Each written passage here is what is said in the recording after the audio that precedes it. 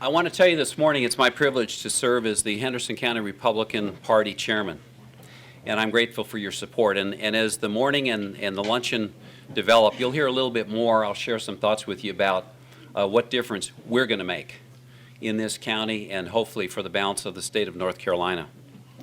Now, to begin with, I'd like to take a moment, and with your help, I'd like to thank the people who helped make this morning possible, particularly in terms of the setup here in this room, in the hallway, the food, the refreshments. And so I'm going to go through a list here. I appreciate your patience for just a second. I'd like, as I call the committee, I'd like the members of the committee to just stand. And then once you've stood, you can sit back down because this could take just a little while. First of all, I've been a part of an executive board and an executive committee over the past year when I became vice chair at last year's convention. And I got to tell you that team has worked very well together, and I'm privileged that going forward, not only is that team intact, we've made a few additions. I'll be replaced as vice chair this time around by Jason Brown, and Candler Willis was kind enough to rejoin us as the second vice chair. And I really appreciate both of you willing to do that. But before we leave the executive board members, I'd like the rest of you to all stand. Jason, Wally, Becky, Candler, Mike, and Melody, if you'll all just stand. And let's give them a round of applause. This is the leadership team.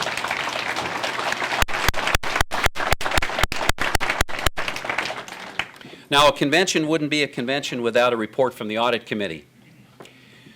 And I can tell you that at the start of this process versus where we are today, I know our treasurer, Wally Booth, is relaxing and very, very calm now compared to where we might have been at the beginning until the audit committee had done its work. But I'd like to recognize Mike Lewis and Josh Houston on the audit committee. Mike, Josh.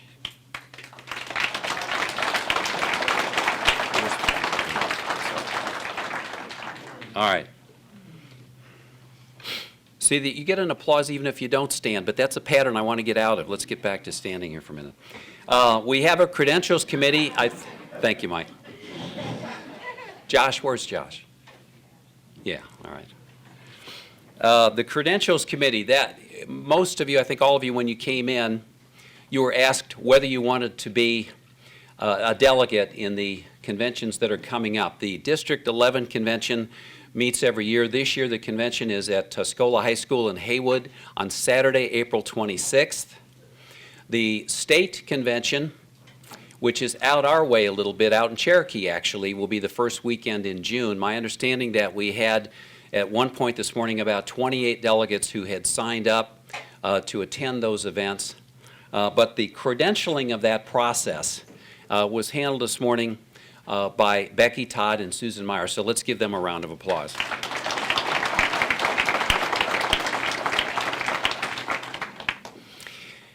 And if you're wondering who placed these chairs, where did these standards come from for the precincts, the decorations, we've really kind of transformed, and Doug knows this, I've already told him this, we've transformed this facility this morning. And that just didn't happen.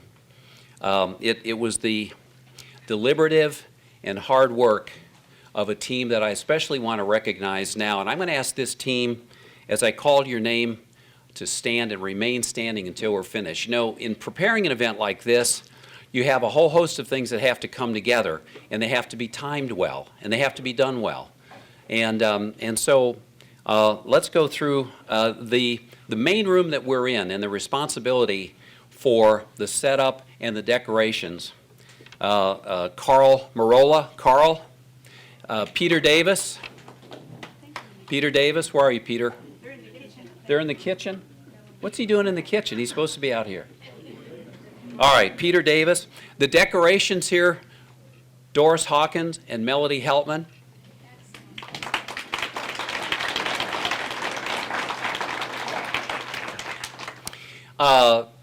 The facility out that we set up in the hallway for the candidates, that's the work of Kathy Willis and my wife, Ruth.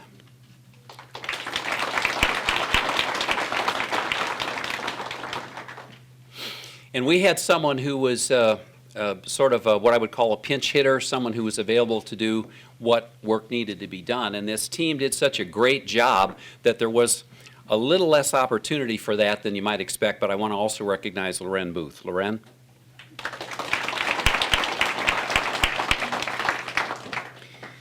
All right, let's move along. We think Republicans ought to lead when it comes to evaluating our primary candidates.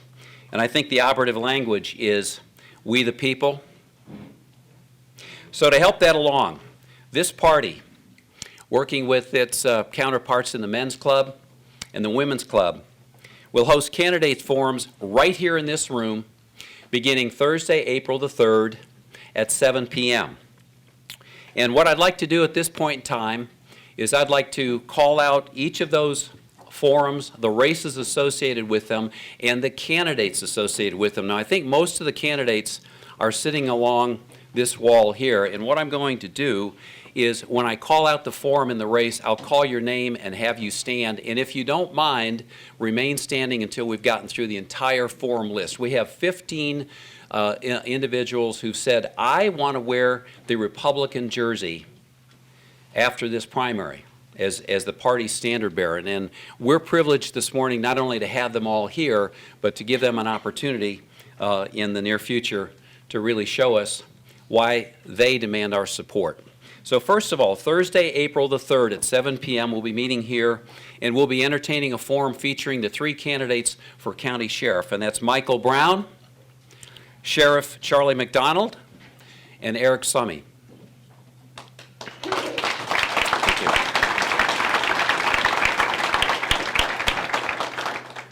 On Thursday, April the 10th, same time and place, we'll be hosting a forum featuring the 7 candidates, Republican candidates running for county commissioner.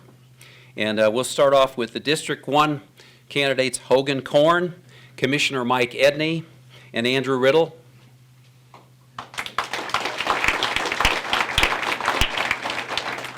For the District 3 position, Bill Lapsley and Commissioner Larry Young.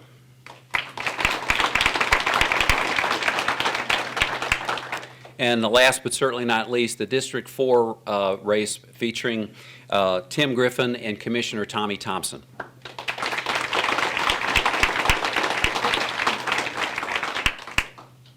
You know, I like that. You guys are sitting next to each other.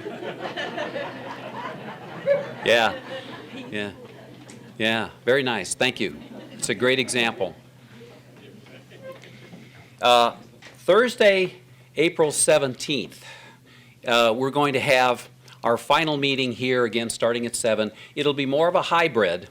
We've combined 2 races that night. The first race will feature the Register of Deeds, and the candidates running for Register of Deeds, Shannon Baldwin, Ivana Kilpatrick, and Lee King.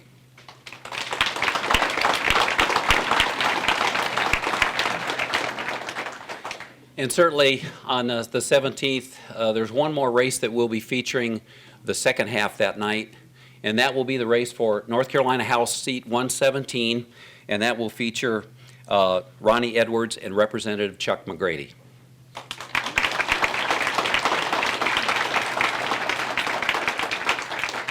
As I've already said, we thank you all for stepping forward and agreeing to meet with us. We had a little bit of a glitch we had to work through this past week, and I'm pleased to report that every one of the candidates we had the opportunity to work with were completely not only agreeable, but they got to us very quickly. And I really, given what's preceding a convention, I really appreciate that. So we look forward to getting to know all of you better, and hopefully the time we spend here will do just that. Now, I've been asked, Glenn, what do you bring to this role? And I'm going to have more to say about that at luncheon. Frankly, we have a little bit more room at the luncheon than I think we have this morning. But for now, let me answer that by saying simply this. This is our county. It's not Tommy's seat. It's our seat. It's not Mike's seat. It's our seat. It's not Larry's seat. It's our seat. This is our county sheriff. This is our school board.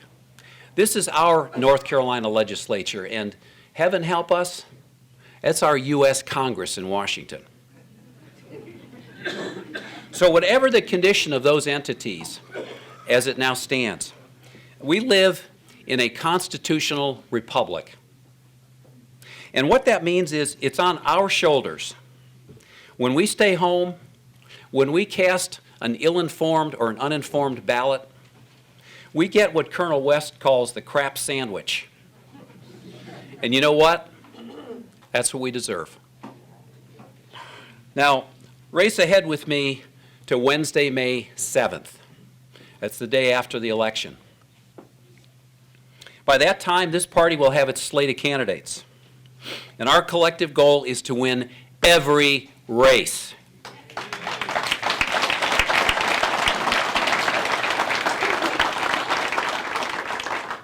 And in those instances where our standard bearer faces competition, from the party of Chappaquiddick, Monica Lewinsky, John Edwards, and lest we forget, you can keep your doctor if you want to. That opposition must be defeated. Are you with me on that?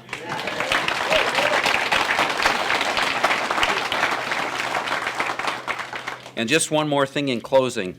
The precinct that we each live in, there are 35 of them total in this county. That's your precinct.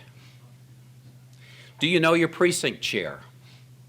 A number of the precincts you might notice on your standard, there's a little white tag with an X on it. If you notice on your standard there's an X on the base of your standard, you don't have a precinct chair at the present time. And so, here's my question. Are you willing to step into that role, even if it means just for this year? You know, getting out the vote, making sure signs are out, making sure literature is distributed, helping to encourage Republicans to get out. That's really what the precinct chair does. And we could use your help. We have far too many vacancies right now than I would like us to have. And we've had some wonderful people serving in those capacities for years now who, like many of us here today, may feel, you know, I've taken my turn at the wheel. It's someone else's turn. And so what I'm going to ask you to do today before you leave, if you haven't already thought about it now, I want you to look at your standard, see if there's a vacancy for a precinct chair. If the answer is yes, I want you to give this some serious consideration. You don't need any special skills. You just have to be willing to work with other people. And we've got some outstanding precinct chairs who've done that job and have some terrific training that we're going to be looking forward to providing here in the weeks ahead. So before we can save our country, folks, we have to first secure our neighborhoods and our hometown. And that's not my job, that's our job together. And I hope you're with me with that. Do I get a thumbs up for that? Thank you.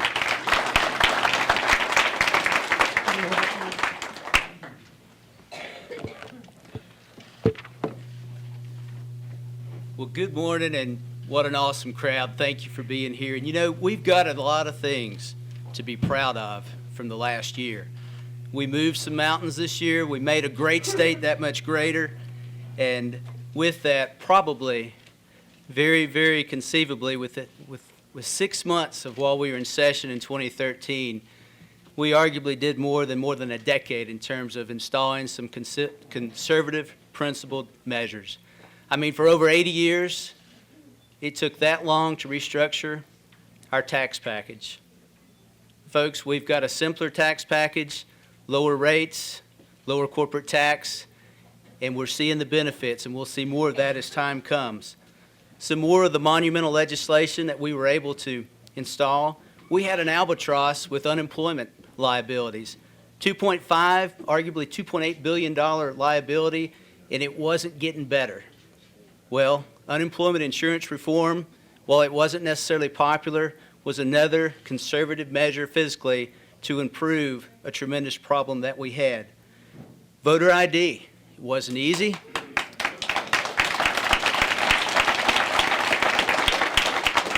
Thank you. And thanks to a whole lot of folks sitting amongst us right here to keep the pressure on. And fortunately, we had a little cooperation, believe it or not, at the Supreme Court level to bring a very legitimate voter ID package to our state. so that our vote counts and isn't negated by someone who shouldn't be voting.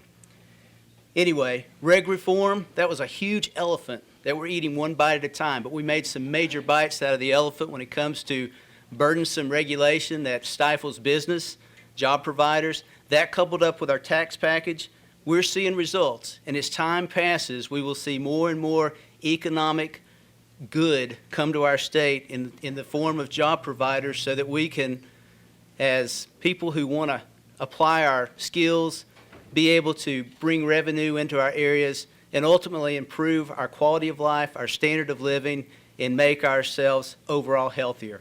Those were four major mountains that, thanks to outstanding leadership and conservative principles, are now part of North Carolina's law. But we did a lot more. There were many other items. We had two major military economic bills to protect installations from encroachment and also to protect our training low-level routes for aircraft. You know, everybody knows here I flew many years Air Force airplanes, and I had the privilege of being one of the key individuals to promote that bill. And with that, we protected our military interest. I'll talk about that a little bit more. We also protected the unborn with some major pro-life legislation. It wasn't necessarily well received from the other side, but we got it done. We hope to do more.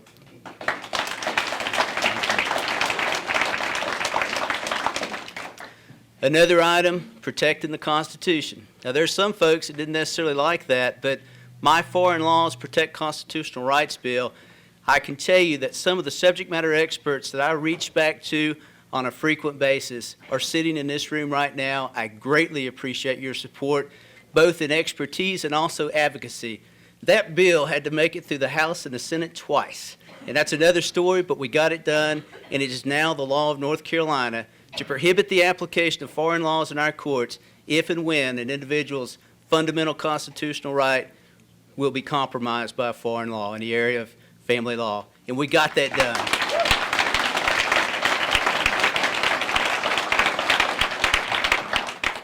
All total, as a freshman, thanks to a lot of support, 6 bills enacted into law, 8 others I served as a primary sponsor for.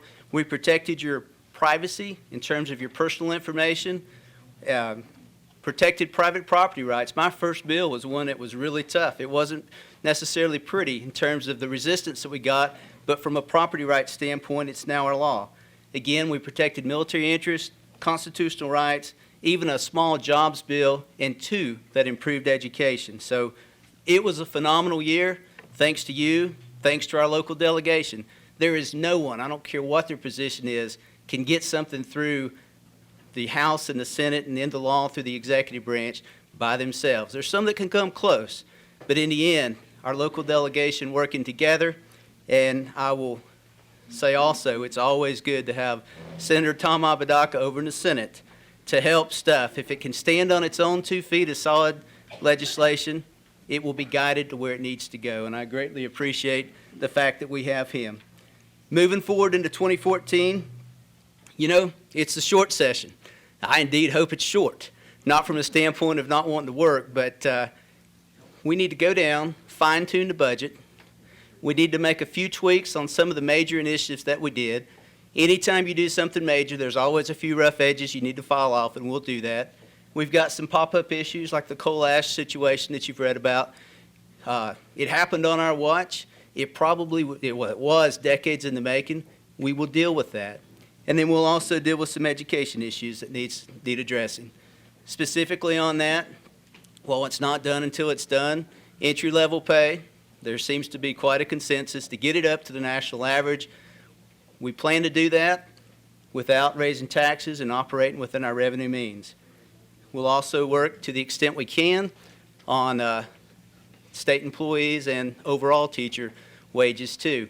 You know, we've got a big challenge with Medicaid.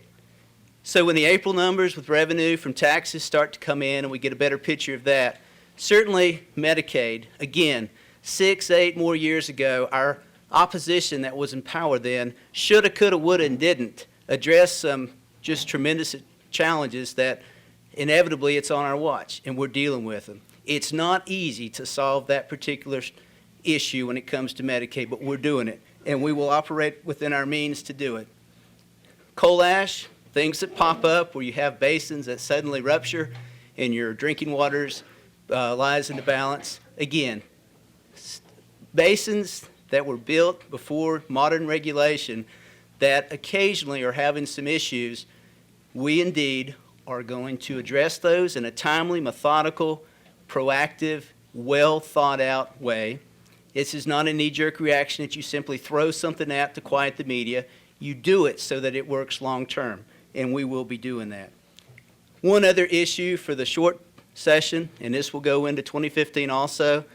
Folks, we have the third most active duty members in the military in this state of all 50 states. We are a very, very pro-military state. It's the second largest sector of our economy. But if anybody's watching the news, the Army's talking about going back to an end strength of pre-World War II levels. They just announced that the C-130 unit at Pope Army Airfield is slated for closure. That in and of itself is about $75 million impact on our state's economy. Plus, my brothers in arms, sisters in arms, I'm still actively serving in the military. These are issues that I will be at the heart of, trying to make sure our state fights the battle to the extent that we can at the state level, even though it's mainly a federal issue, to protect our military. Very briefly, as I watch the time, and I have two other items to take care of. Elections. We've had a great year. If we're going to continue to make the conservative corrections that we have installed and others we need to install, we've got to win elections. I mean, that's a no-brainer. I want to not just win them. I want us to win them in convincing manner, because the more we demoralize those who tend to just throw money at problems and have no social values whatsoever, the more we continue to keep people in our camp.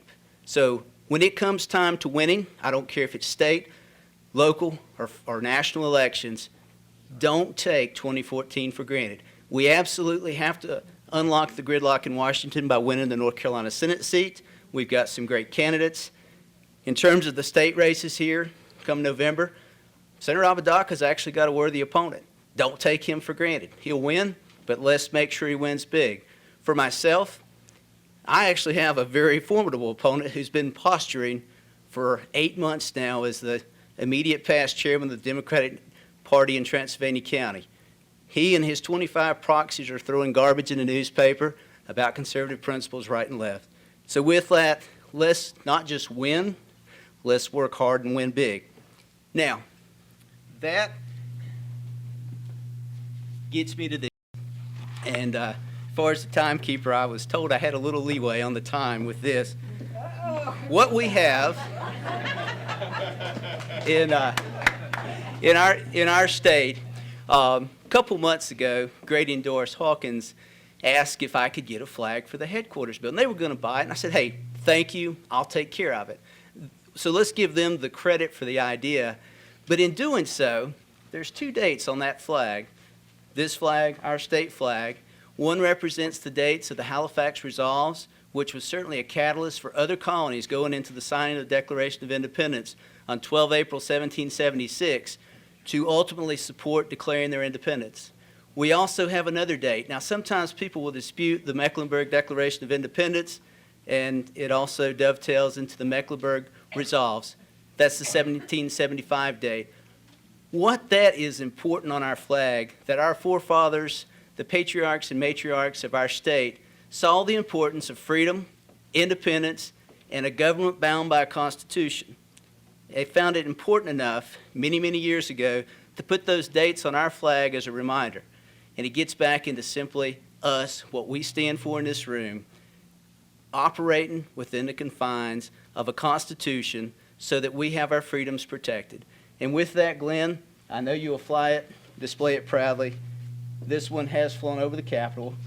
Thank you for the opportunity to get it. Display it proudly.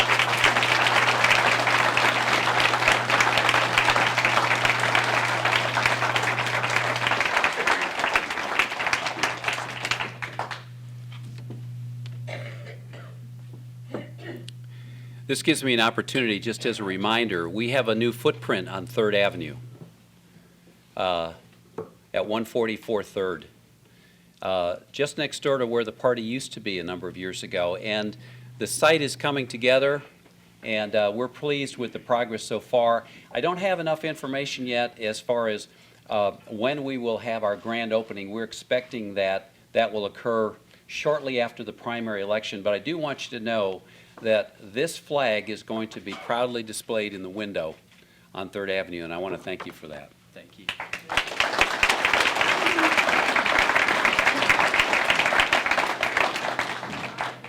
I'll go ahead and introduce our next speaker.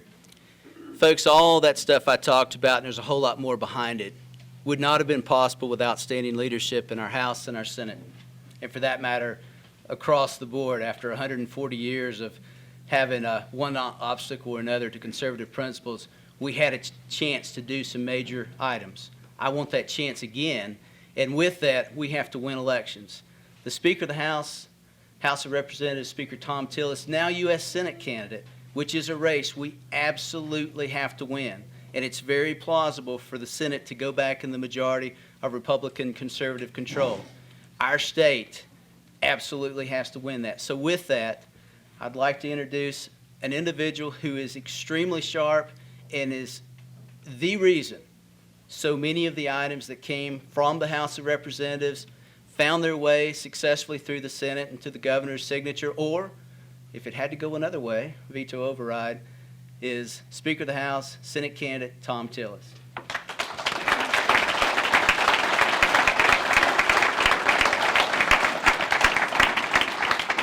Good morning, everybody. I want to thank Chris for all of his hard work. You know, he was talking about that foreign laws bill, which started in the House, had to get passed. We liked it so much we passed it twice. But we got it done, and I think it's very important because it has to do with, you know, protecting our nation, and something I'll talk about briefly. I'm happy to be in Henderson County. I was in Transylvania earlier. I was down in Buncombe before that, and this is a light day. I've only got about 3 or 4 events, and now I get home, go home, take a rest tomorrow. We're moving to a new house. I see Chuck McGrady here. Chris and Chuck are 2 outstanding examples of the kind of leadership that we've had to get done everything that we were going to do. Back in 2010, when we were running to try and convince you all that we could get to a majority, we made a lot of promises. And then when we got there, we had hundreds of Democrats protesting every single day, trying to prevent us from actually moving forward with the agenda that we committed to every one of you. But the fact of the matter is we fulfilled all those promises. We cut taxes to historic levels. We cut spending. We cut regulations. We did medical malpractice reform. We passed the marriage amendment that gave you an opportunity to vote to enshrine traditional marriage in the Constitution. We passed 3 pro-life bills, 3 Second Amendment friendly bills, and every one of those bills I mentioned have one thing in common. They started in the House of Representatives. The Senate worked hard on it, but we got it started because it was a priority. It was critically important to me as the Speaker and to all of my members to fulfill those promises. I know there's a publication out there. If you haven't seen it, I'd encourage you to get it. This document, Raleigh Digest, summarizes all the extraordinary things we've done over the last 3 years. And it is amazing. And it's not something you're going to see in the Asheville Citizen-Times. I don't know about you all, but they don't seem to be too friendly to conservative ideas. Representative Moffitt tried to do a good job of inserting this in about 11,000 copies and got it out to people. I think it caught some of the editor's hair on fire. But it'll tell you about a lot of good things that we've done. And now, back in 2006, when I got elected to the House, I said I was going to term limit myself and not run more than 4 terms. That's when we were in the minority. There was no idea I had at all that we'd be to a majority and I'd be Speaker of the House. But this was going to be my last term no matter what. And about 14 months ago, I decided to run for the U.S. Senate. And the reason I decided to run for the U.S. Senate is the same reason I decided to quit my job at IBM and run to get us to a majority in 2009. The Democrats were destroying this state. And we had an opportunity to turn it around. And I knew it was going to take time to recruit candidates and raise money for them so we could get them elected. And that's what I did. And about 14 months ago, I started looking at this race, and Kay Hagan, who votes 96% of the time with Harry Reid and with Barack Obama. And I decided that we had to do the same thing in 2014 that we did, North Carolina did, for the country. We have to win a majority in the U.S. Senate. And North Carolina is the 6th seat. We have 45 senators now that are likely to get reelected, and we have about 7 seats that are potentially in play. And by everybody's measure, North Carolina will be the deciding race. It's going to be a race that will run about $100 million between now and November in cost, about $40 or $50 million per side. And for the last year, I've been trying to do everything I could to build a volunteer network of a couple of thousand people in the state, but to also build the network that you need to match the labor unions, Harry Reid and Barack Obama, eye to eye in terms of having the money and the organization and the plan to do our part to win a majority. When I go to Washington, I'm going to have the same priorities that I've had since I've been in the North Carolina House. We have to cut taxes. We have to cut regulations. We've got to protect and heal our economy. We've got to protect and heal our culture. We've got to go back to the Judeo-Christian values that made this country great and reassert them in everything we say and do in Washington. We need to protect life. We need to be unapologetic as a culture of saying to the rest of the world that America is the exceptional nation among nations. There is no greater superpower. There is no kinder nation. There has never been a superpower that when we go into another country, we do it to protect them and free them. And what we start doing the minute we get there is figure out how soon we can get out. That is not an empire. That's a country that loves freedom and wants everybody else across the world to experience the same freedom that we do. We also need to protect our people. And President Obama has failed on every single level. How on earth can you look at Middle Eastern nations like Iran and Syria and treat them like they have an equal seat at the table? They don't. But he does. How on earth can you let Vladimir Putin annex a country, a sovereign nation? But this president does. He's weakened our stature in the globe, and that makes the world less safe. We have to protect our people, and we have to protect freedom-loving people all over the world. When I get elected as senator, I'm going to do that. I'm also going to hold the other senators on the Republican side up to a higher standard for leadership. I've told many senators, I have 20 supporting my campaign so far, I expect more, that when I get there, I'm going to have the same attitude towards them that I had to my Republican colleagues when I came in the minority. We got to do better. We need to make promises, and we need to fulfill those promises. And I think if we can do that, we'll win this Senate race, and we'll start turning this country around. I see one other person in the audience that I also want to recognize because I learned a lot from her when she was serving in the House, and that's Carolyn Justice up here up front.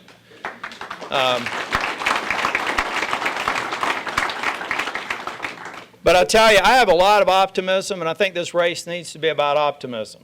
I went out to a Republican group about 3 or 4 weeks ago, and after I got finished, a lady came up to me and she said that she liked what I had to say, she was going to vote for me, but she really thought it was too late. She thought that the Democrats and President Obama have taken this country to a low that we can't fully recover from. And I said, ma'am, I don't believe that. And the reason I don't believe that is I've seen it happen before. Now, before I talk about that, I have to tell you all what we're up against. Y'all know about 4 weeks ago, President Obama was voted the 6th greatest president of all time.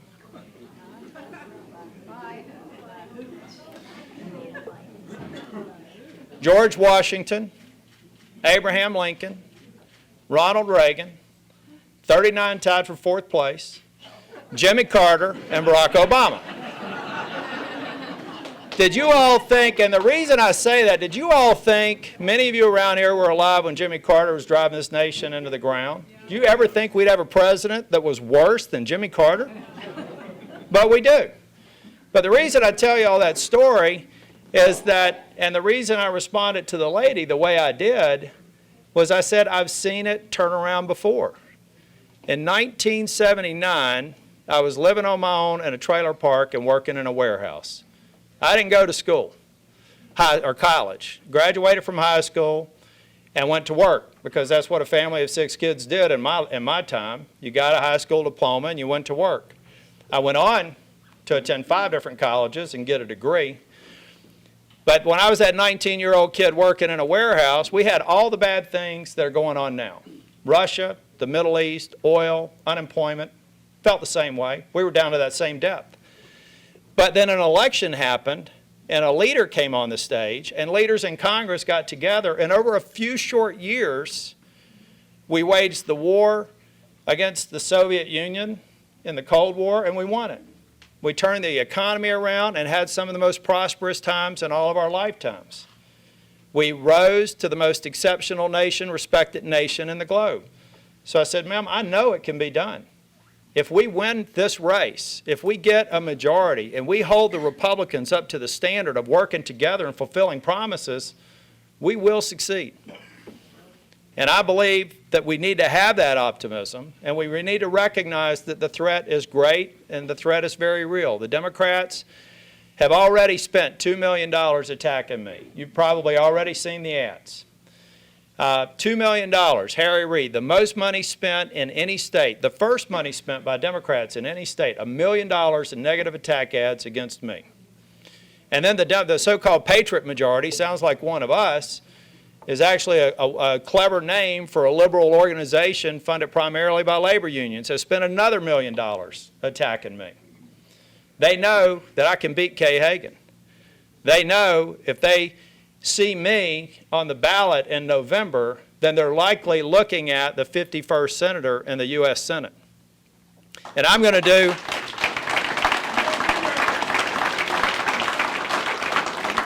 do everything I can, as I did as the campaign finance chair in 2010, to convince you all to vote for me in the primary and to have you be there for us when we win in November. And then I'll do everything I can to fulfill every single promise I've made in the same way that I have as your Speaker of the House. So I appreciate y'all being here in the morning. You know, y'all are the bedrock of our party. Y'all are the reason why we did all the great things we did in 2010, precinct meetings, county meetings, state party apparatus. The grassroots are the way you win elections on the ground. And I thank you for what you're doing, because you're unique in being here. It means you love this state and you love this nation. I do too. I want to make it greater. I want to make it the unquestioned, exceptional, superpower, freedom-loving leader of the world. And with your help, we can do it. Thank you all for being here today. God bless North Carolina and God bless America.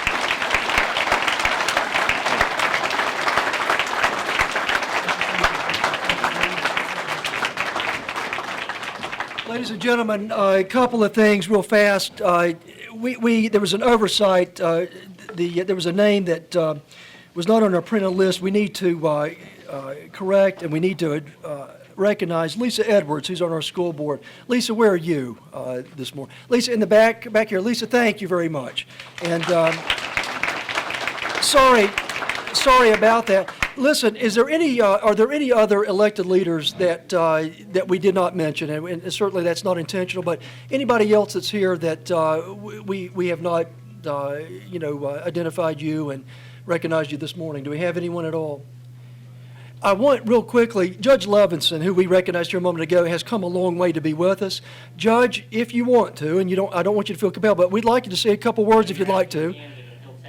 Yes. Yeah, ladies and gentlemen, let's give Judge Levinson a welcome, and let's listen to him a moment.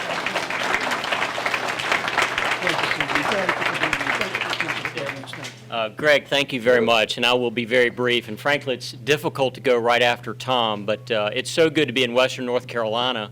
And frankly, every time I'm out in Western North Carolina, I wonder why I don't live here. In fact, and I just love it out here so much, and I understand why you enjoy this area so much. In fact, as I was coming in with Judge Tallheimer, who is sort of with me and sort of suffering through the entire day with me today, because we've got a lot of places that we're going, a lot of driving to do.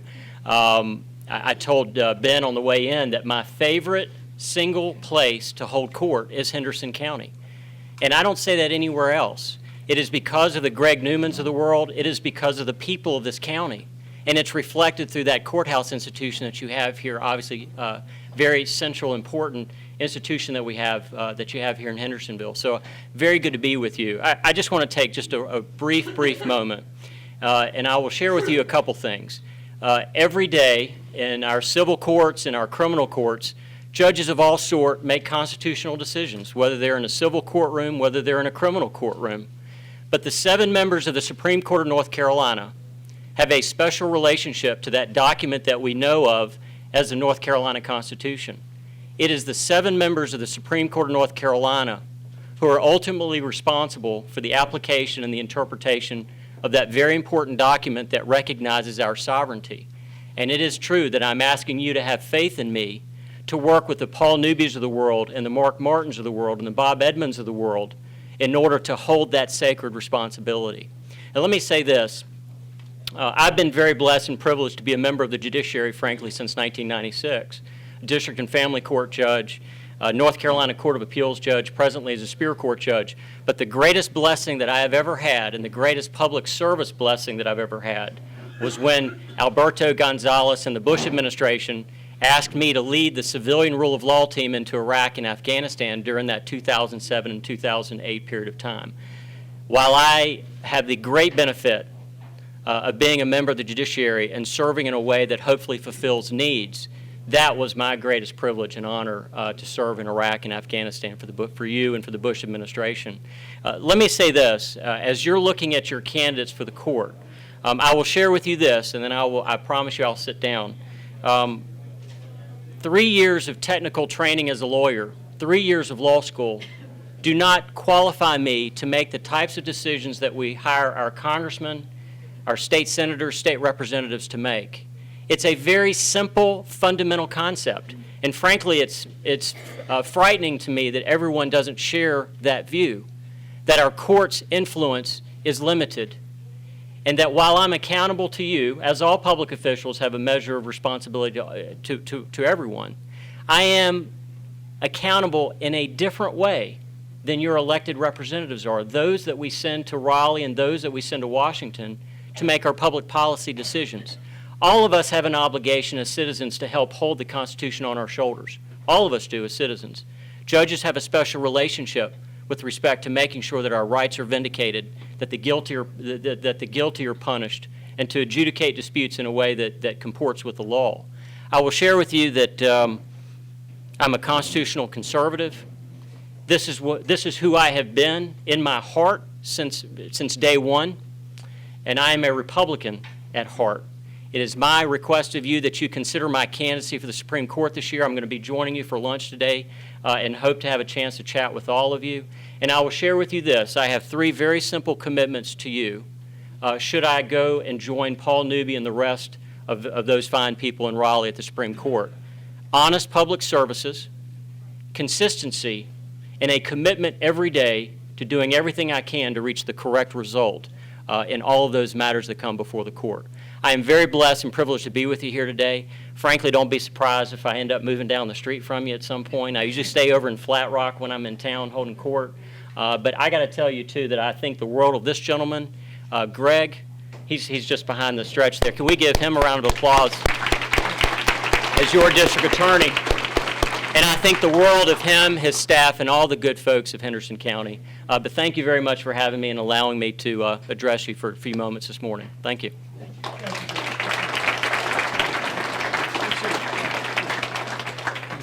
Thank you, Judge Levinson. We also wanted to recognize this morning, and he's very unassuming, Don Guerin. Where are you, Don? He's outside. Don Guerin, of course, who served in the State House and represented this area for many years. We're glad to have Don, of course, this morning. Listen, I'm with Speaker Tillis, and you're going to hear from somebody that will echo that we should feel very hopeful about turning things around. The president talked here recently, and he was talking about healthy living and health care, and he was talking to a group of school kids recently. And just to give you an idea about some credibility issues he has, he was talking to these kids about eating right, you know. He said that broccoli's his favorite food, and the kids, you know, they believed him. And then he said, you know, this Obamacare thing, young people, he said, this is going to reduce the deficit. And all the kids started, they busted out laughing. So he's got some issues. I think we're going to be okay. Okay, they're still. Yeah, Tough crowd. Listen, ladies and gentlemen, it is indeed an honor and a privilege to introduce to you our state senator, who is really one of the most capable and certainly one of the most influential political leaders that we have in the state of North Carolina, and he's right here from our own home. So it's great to have with us this morning Senator Thom Apodaca. Senator.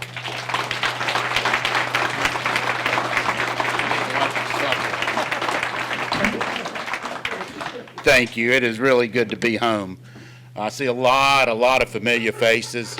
Were any of y'all with the Moral Monday group that came down to Raleigh? I don't see any hands, so I guess not. Well, I don't know where I recognize you from. No, truly, it is good to be home.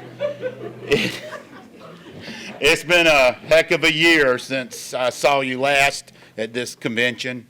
It's been a great year for North Carolina.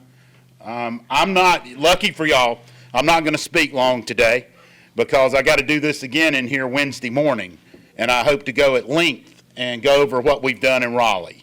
So, you know, I know you can hardly wait, but I hope you're with me Wednesday morning, and we'll try to present it to you.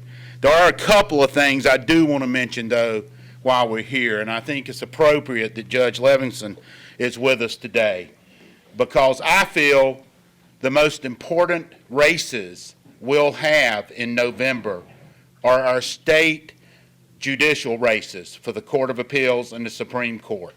Folks, we don't give them much attention, but I'm telling you, they affect our lives more than Congress in Washington, the General Assembly in Raleigh.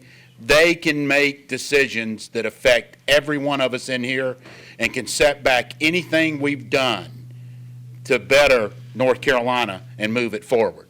So we really, really need to become involved in that. And I think we saw that in the last election for the Supreme Court.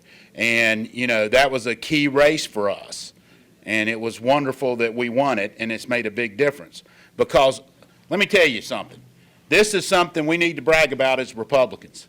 For the first time, I think, I know 30 years, but maybe 40 years, there has not been one piece of the Redistricting Act overturned. Not one. Not a precinct has been redesigned. That's unheard of. We don't hear that on television. We don't see that in the newspapers. And what we are witnessing in Raleigh, what we really do see is everyone going to the courts. So we've wounded the other side, and they're having a hard time accepting it. And instead of the election booth, they're trying to get us into courts, and we're having to fight those battles. So that makes it even more and more important that we have good jurists on the bench. So just pay attention to that. It's so important, and I can't stress that enough. And I'm going to stop there with Raleigh at this point, and I want to introduce you to someone who really doesn't need an introduction. Other than myself or Jeff Miller, Mark Meadows was a good congressman, so he decided to run. But seriously, Mark has done one heck of a job, and he has put us on the map for good things.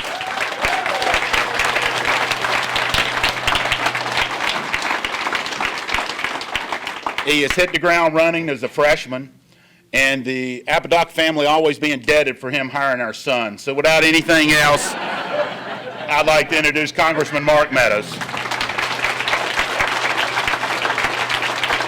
Thank you, guys. Oh, you're too good. Thank you. Oh, thank you so much. No, please keep your seat. I tell you, I love you guys, and you are family to me, and it is so good to be here in Henderson County, and it's so good to be here talking about America, because I want to encourage you today to not grow weary in well-doing, but also to continue to keep the faith until we can restore the trust back in our government. Because I know many of us don't have much trust in the government. Lois Lerner, doesn't have a way of helping us have trust in our government, does she? But I also want to let you know we're having an oversight and government reform hearing next week. And in the coming days, you will find that we will hold her in contempt of Congress, and we will start to restore our trust again. You know, it's been very interesting to see how Western North Carolina really has responded to just the American dream. Because when I look around this room, many of you I can call by name. Many of you are not only supporters, but your friends. And when I look at that friendship and what it's all about, when you try to serve in a way that is about talking with and supporting the people you love, it takes on a whole new meaning. You know, when there have been several things that have affected me over the last 14 months, one of those happened right here in Henderson County when I came and watched farmers who had lost everything because of a flood. Some of them we cried in the fields together because there was not much hope left. And it really impacted me in such a way that I said, you know, what happens is every time we start to do something, it has an impact on somebody else. So I look around, many of you on the walls are either in public service or are running for office, and I just want to applaud you for being willing to get in the game. All the things they say about you will not be positive. In fact, they'll post a lot of things on Facebook that they would never say to your face. And when we've started to see this, though, America is greater than any one party. You know, when we were born, we were not born Republicans or Democrats, even though some of us may have thought so. We were born into a country blessed enough to be able to call ourselves Americans. And we must never forget that. Right now in the Ukraine, there is a battle going on for those that love freedom. And here you have a dictator in Putin who is trying to stomp out the freedom-loving people of the Ukraine, and he's creating a very difficult situation. Now, that situation is made more difficult because we have not taken a firm stand on what we stand for and who we are, and we must do that, and we must change it. And I am here to tell you that you've got a lot of great candidates running for U.S. Senate, and I need some help. We got over 190 bills sitting on Harry Reid's desk that would put people back to work, would lower energy costs, would make sure that our nation is more secure, and yet they sit there on his desk because he is in the majority. So I want to encourage you to get out with the passion that you have to support the candidate that you have, and we've got a number of them that are here. And I want you to, with all that passion, get out and work as hard as you possibly can until May 6th. But after May 6th, when we have a nominee, I need you to have the same passion and go with the same fervor to make sure that we send Kay Hagan home.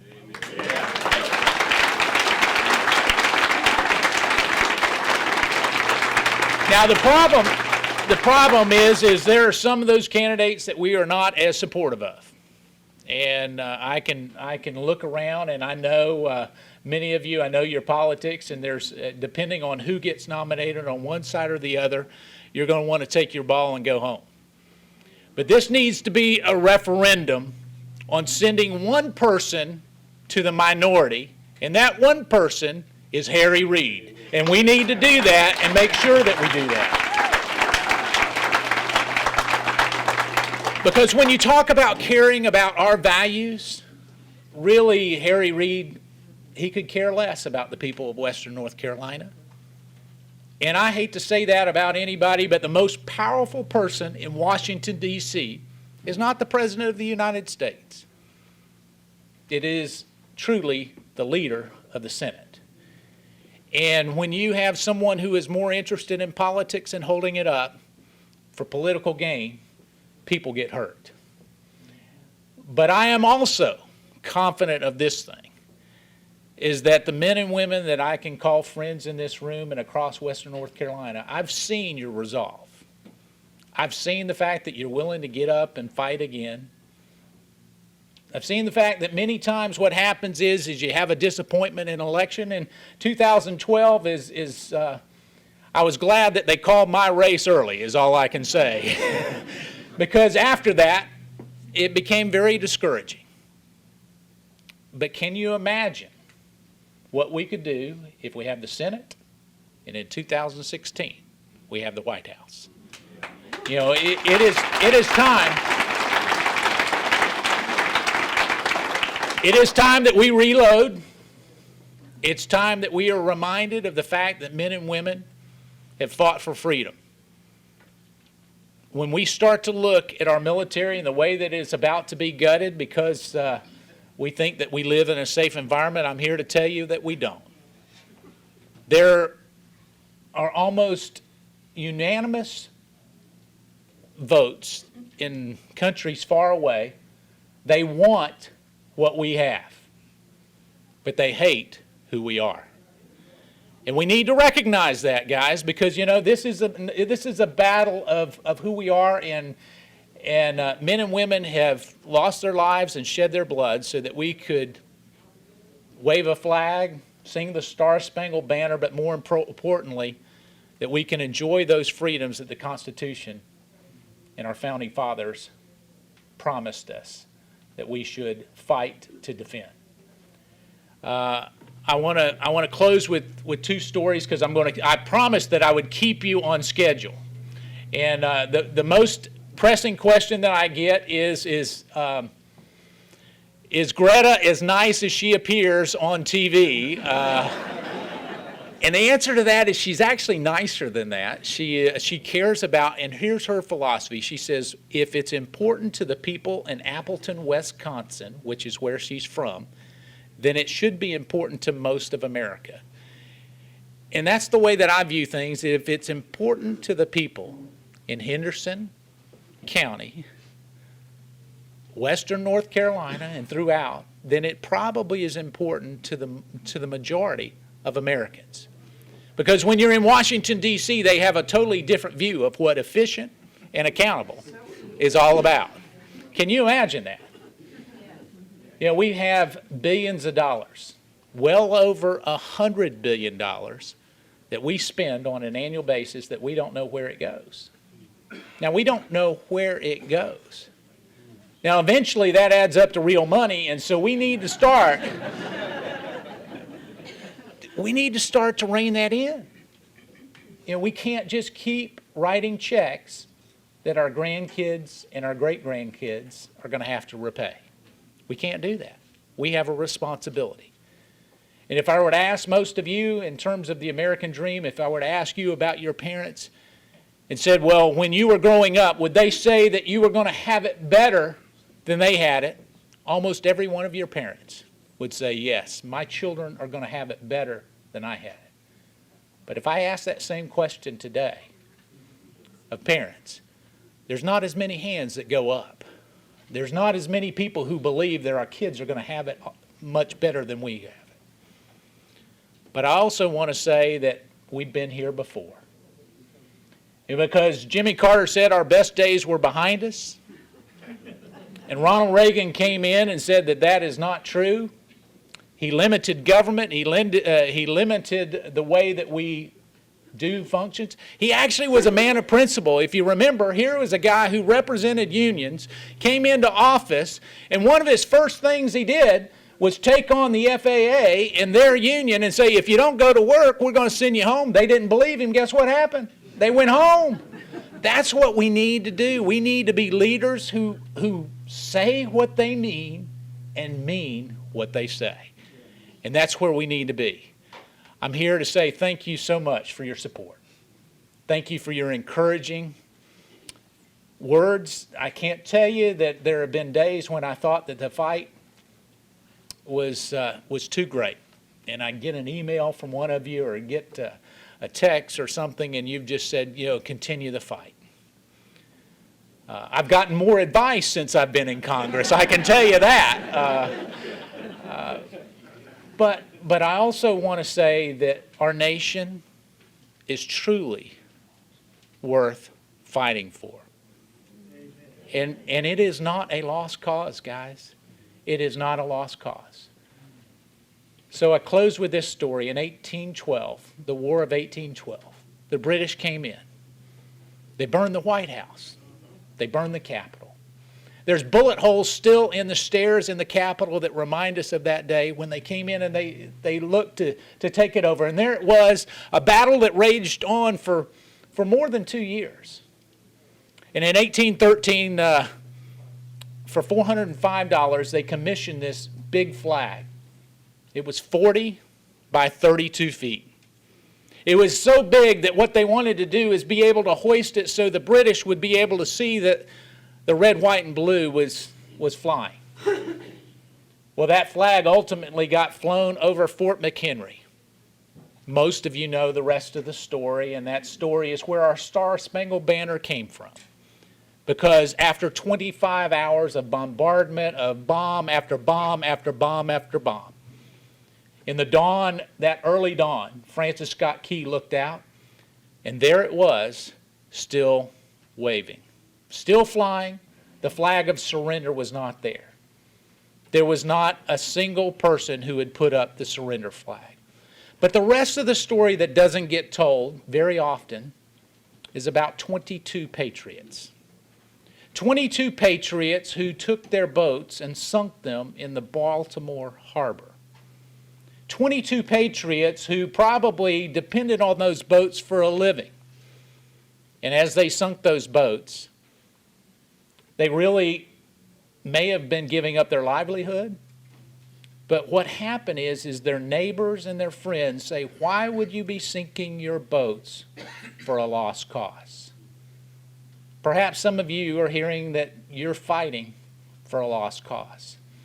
But just like with those 22 patriots that sunk their boat in that harbor, the reason why we are able to sing the Star-Spangled Banner to that flag that represents freedom is because the British couldn't get close enough to Fort McHenry to make the shelling actually work, because there was something in the harbor that would not allow their warship to get there. 22 patriots. And so I look out today, I've got more than 22 patriots here. And if you're willing to stand with me, we will take back this country, because it is not a lost cause. And I think it's time that we sink somebody else's boat in the name of Harry Reid. How about that? God bless you. God bless America. Good to see you. Can you hear now? Should I pick this up? How's this? I'm glad to be here. I've come up this hill many times in 10 minutes. Oh, this is great. My wife went to Montreat Anderson, and I was a high school kid and got some basketball offers and went down to Chapel Hill and played for a summer with Dean Smith's boys, Billy Cunningham and all. Took one course, and Greg, it was an analytical trig course. I made a 47. I decided this may not be the place for me. Wake Forest must be easier. So the day before classes, I called Coach McKinney. He still had a scholarship. But my wife, and one reason I went to Wake Forest, because it's a whole lot closer than Chapel Hill to Montreat. And I'll admit that. For years, ladies, I couldn't admit I was in love, and I would do all that for a woman, but I did. Isn't that nice? But it took 3 or 4 hours to get up here to Montreat. But believe me, and Ruth Graham, of all people, was Sandra's Sunday school teacher. And the whole thing, it was just such a glorious place. But I hated it, because my sweetheart was up here. We went to Germany and came back and went back to visit. And I said, you know, Sandra, this is the most beautiful place in the world now. We have 6 grandchildren. We live in Lexington. I've lived in Lexington all my life. And notwithstanding what I thought about Dean Smith, I didn't think he'd win any games, but he did. And then Bones McKinney was gone a year later, and I didn't play much basketball after that, but I did get a good education at Wake Forest. I was county chairman in Lexington at Davidson County. My father was in the House for 12 or so years. He passed away after I went to practice law with him. Since that time, we reared 2 daughters, and I've run in several political campaigns. including Elizabeth Dole beat me for the Senate. I came in second to her. I was your nominee for Lieutenant Governor with Patrick Valentine. We almost won, and thank you very much for your help during those years. It's difficult being elected to high office. We have wonderful candidates in this race. We become good friends. We respect each other, and I wouldn't be here were it not for Dr. Bannon reminding me. I didn't think we'd get finished in Winston-Salem in time, and then I get to walk right in and get to make a 25-minute speech. Was that what it was? During the last 20 years or so, I found something to do, or Sandra found something to do for me. I started writing books, about one a year, and that makes about 19. I'm not bragging about that. It's just kind of weird if you're going to spend that much time writing 3.5 million words in 6,700 pages. But I say that to say this. I have been psychologically, not intentionally, but psychologically, I think, preparing myself for this time. In everything I've done as a kid in the first grade, running for president of the class, or in high school at Lexington, or in the Moorhead Scholarship interviews. By the way, ladies, I gave that up for Sandra too. Jim Press. With all that going on, I felt had an opportunity to write some legal treatises. Found ways to write them quickly. I wrote one. I don't mean to be bragging about this, but I'm getting somewhere. The corporate treatise is 1,000 words. I wrote it in 5 days.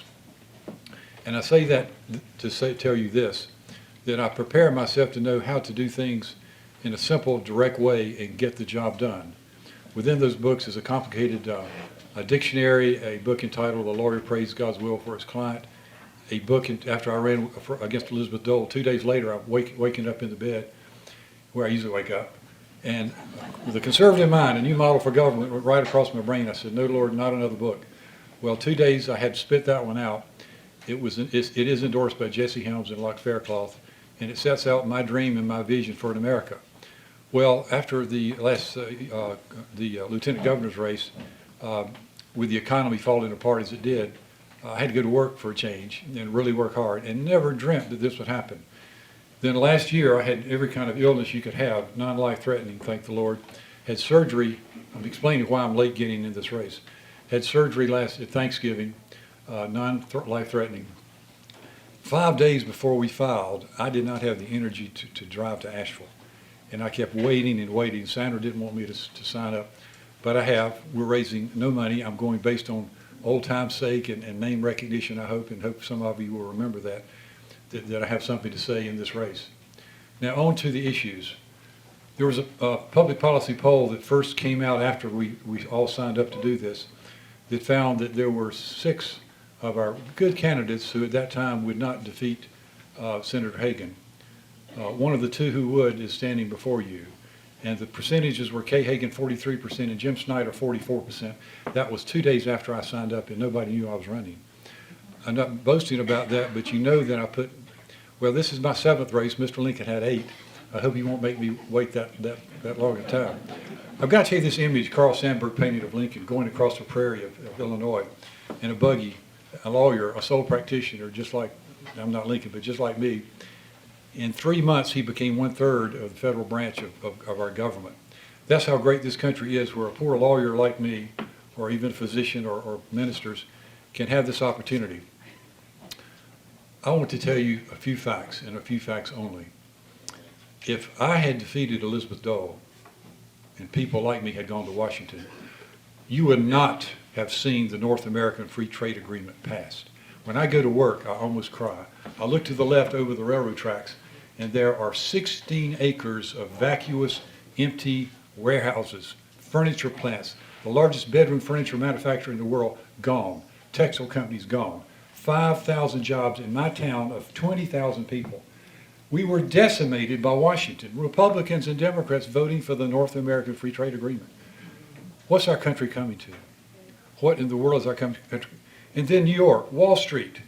If I and others like me had been in Washington, we would not have let the rich bankers gamble via credit default swaps and derivatives and throw our country almost into a depression. And when you go down into a depression, you don't have money to pay your military. When you don't have, it's like that commercial, Geico, when you don't have money to pay your military, well, you can't protect your freedoms. And then, I'm in Baptist Hospital, and I'm so mad. I'm not feeling very well after my surgery, but I said, if I can just get myself up out of this hospital bed. I was so mad. Has anyone ever heard of rendition, a euphemism for torture?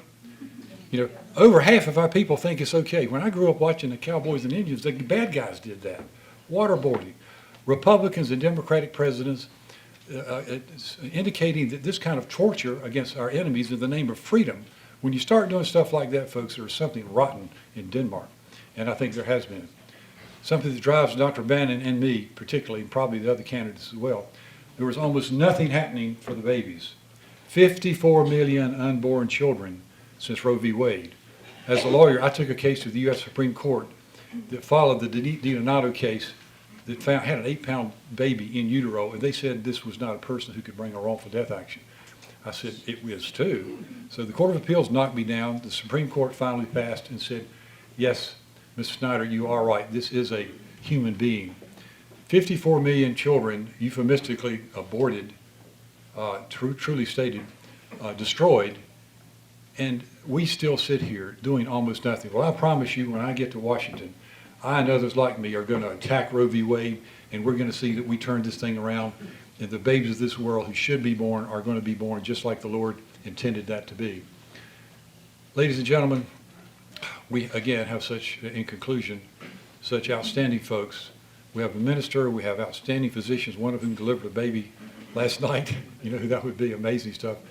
Greg is a sole practitioner, just like I am. But don't take this pejoratively. What you need is someone who has been fighting in court for people and arguing and in law school for 43 plus 3 years. What you need is someone to go to Washington and fight for you. What you need is a trained fighter, and I stand before you as a trained fighter. 3 broken noses playing for Bones McKinney, sticking my nose in places where it shouldn't go. If you elect me, I promise you I'll go to Washington. I will fight for you. I will stand up for you. I will not let a NAFTA happen. I will not let credit default swaps happen. I will take care of the babies, and we'll join together as a grand army, bringing our country back to where it should be. Folks, I have a vision for America that's so bold that no one can doubt her, so good that no one can hate her, so godly that no one can fear her, so rich that no one can buy her, and so strong that no one would ever try her. I have a vision for America that's like a city set on a hill, a light and beacon for all the world to see. And I'll leave you with this. I promise you that if you'll elect Jim Snyder to the U.S. Senate, liberals will never control our lives, government will never control our freedoms, and freedom will always, always ring loudest in these United States of America. Thank you all, and God bless America. Thank you so much for allowing me to be here today. Hold on. We'll try to keep this 10 minutes. It is unusual for us to get 10 minutes, and I do appreciate that because sometimes it's hard to convey everything in 2 minutes. My name is Ted Alexander, and I'm running for U.S. Senate. I'm running to be your public servant. TedForSenate.com. I love North Carolina. This is my home. I was born and raised here. I was born in Morganton, North Carolina. I now live in Shelby for the last 25 years with my wife, Patty, who's with me, by the way, today. And I have been blessed with so many experiences growing up here and in this country. I remember when I was growing up, I went to Glen Alpine Elementary School. And in the 1968 election, which dates me, our second grade teacher, Miss Waller, we asked her, we said, what is the difference between a Republican and a Democrat? And she, I think in her wise, very even-handed way said, well, you know, Democrats like more government and they like to spend money. And Republicans like less government and like to save money. And I thought then and there at that time, I said, you know, we don't have a whole lot of money in our household. I think I like to save money. I must be a Republican. So, but you know, I went to school, graduated Freedom High, went to UNC Charlotte, graduated there with a degree in political science, and then had the opportunity to go to graduate school. I was the first in my family that was able to get a college degree in either a bachelor's and a master's. I went to Cornell there in New York State. And, you know, I met my wife, Patty, at UNC Charlotte through InterVarsity Christian Fellowship. And I'm a Christian, and this is what informs my worldview. But, it hurts my heart when I see the country the way it is right now. I'm 53 years old, as I said, and I have never seen our situation quite like where we are right now. And this is what motivated me to run. When I see that Obamacare has basically taken over 1/6 of our economy, when I see that our debt and deficits are so high in numbers that we can barely imagine those numbers anymore. In fact, by the time that I'm finished this speech, 10 minutes, we will be $10 million more in debt, and each one of us will owe about $55,000 each. We see a situation now where our president is proposing a military that would basically be cut to pre-World War II levels. My sister serves in the Air Force. She's 20 years now and a major.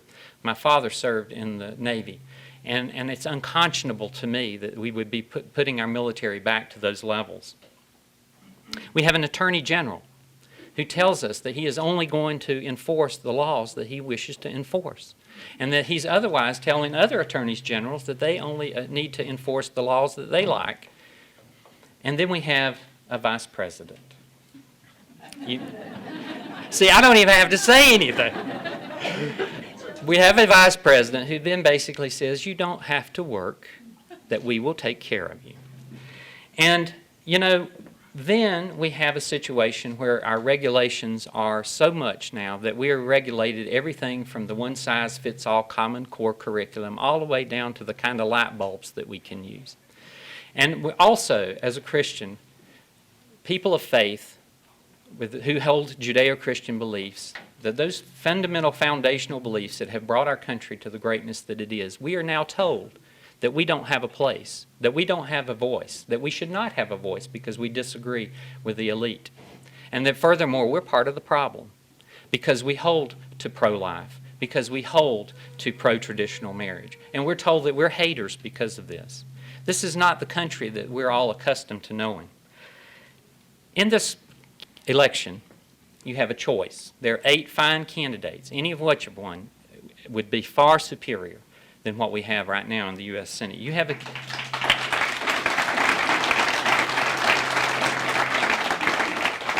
and I believe in the final analysis that you will find that you will see that I want to have your trust, and I have your trust, I hope, the experience and the determination to go to Washington, to work hard as I possibly can, to roll up my sleeves, to do the job, and not become one of them.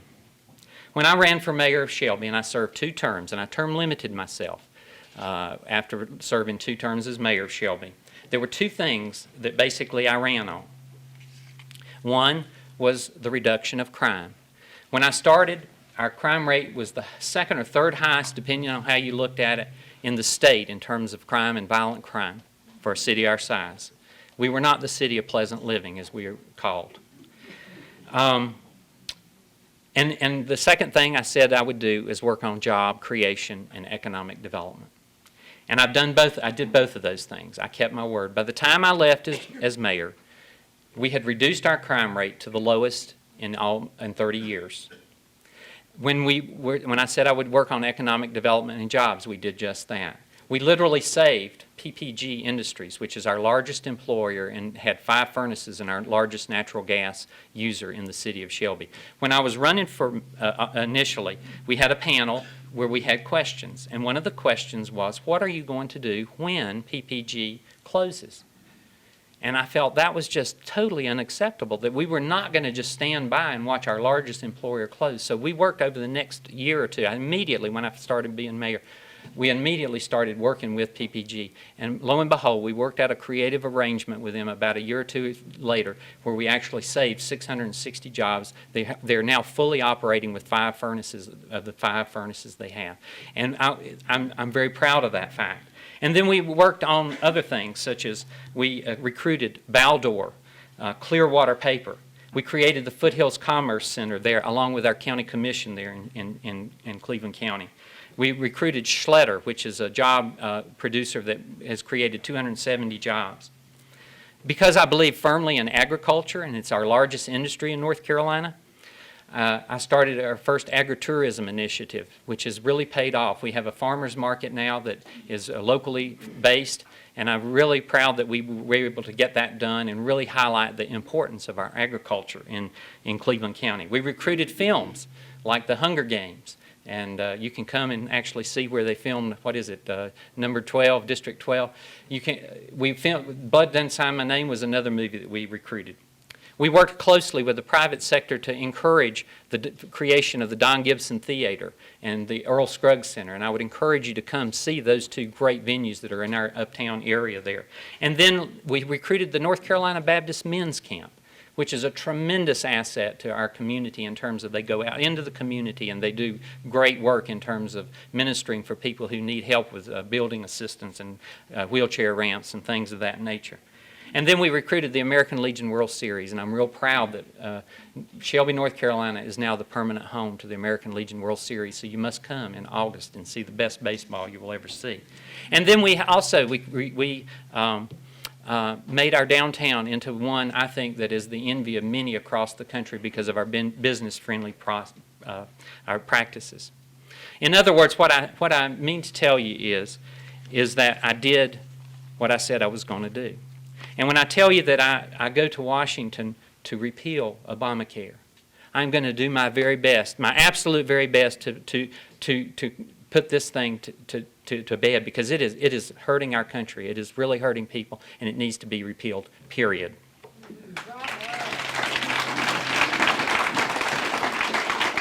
When I say I want to go to Washington to work on the balanced budget amendment to the Constitution, that's exactly what I want to do. We need it. We need a line item veto so that the spending doesn't get out of hand when you have a balanced budget. And then I also believe really strongly the best thing I've seen so far to get us to that balanced budget in the meantime is the penny plan, which is a penny off of every dollar every year for the next 5 to 7 years, and you basically balance your budget.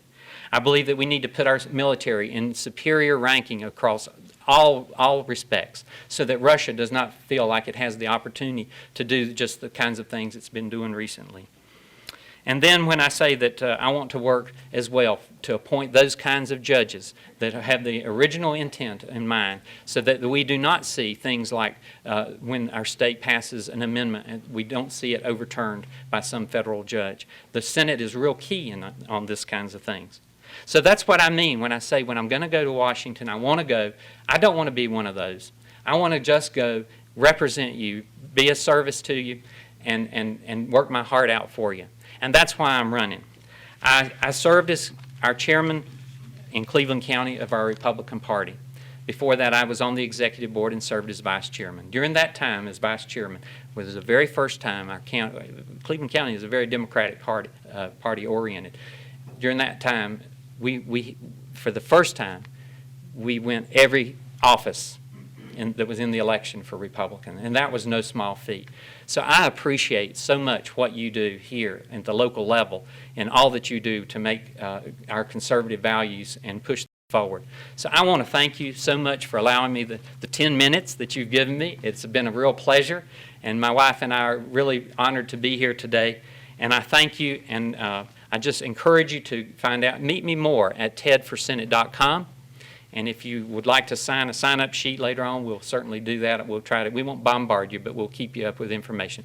But thank you very much, and God bless each and every one of you. Thank you.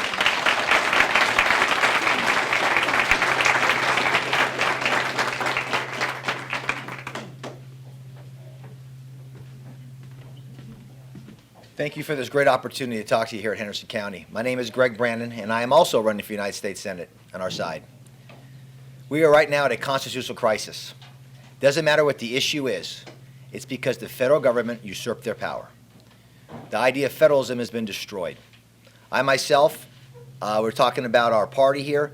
My mother actually had a Goldwater shirt on me when I was 4 years of age when she got to vote for the first man for president was Goldwater, which was a big deal in our house because she was raised in a Democratic household. And then being of California, her man Reagan was in '66 was our governor. So she used to implant those ideas of our founders in her head because those men were great leaders because they ran back, stood on shoulders of our founders. I am the first person in my family as well to go to college. My mom had when she was 19 years of age. 4 years later, I had my brother. Single mom, South Central Los Angeles. But she understood this country is phenomenal. She understood what made it great was not succeeding, but the opportunity to get up every time you fall. Her rules were very simple. Go to church, go to school, or I kick your rear end. And yes, and as I said, I was very fortunate to be the first one to go to become a doctor in our family. My brother messed up; he became an attorney. I love saying that now that Snyder's in here. But my daughter's in law school now, so I got to back off on that one. My wife and I have been married 26 years. We have 7 children, 6 girls and a boy. My daughter's ages from 4 to 23. My boy's 21. We had the honor of adopting the last 3 from China. I've been an OBGYN for 26 years. I've delivered around 9,000 babies. In fact, one at 6:15 this morning in Cary. I've not slept in about 2.5 days, but that's okay. But why I'm running is very simple. My generation, I'm as well as Ted, I'm 53 as well. We have been a very selfish generation. We are going to pass on a less free America, if an America at all, to the 9,000 babies I delivered and my own children selfishly. It's unacceptable what we've done. So it led me about 5, 6 years ago to ask a question. I think these questions are very important how we're going to go forward. Because I believe we're looking for not bureaucrats, policy wonks, but true leaders, statesmen who will honor their oath. But they cannot lead with that oath if they don't know what the Constitution is. That's actually a falsehood. If you don't know what the Constitution means, the original intent, you cannot lead. 2 questions are, who is sovereign? Because the sovereign is the source of all power. And what is the legitimate role of a government? The legitimate role. Both those are answered in the 2nd paragraph of our Declaration. The great sovereign, the Creator, made us in His image. We're endowed with certain inalienable rights, among those life. From the moment that sperm penetrates that egg and your DNA's formed, you're a human being, to natural passing, and everywhere in between. I have 2 little girls with cleft palates. Their quality of life is beautiful and perfect as God made them. No outside agency can say that quality does not exist.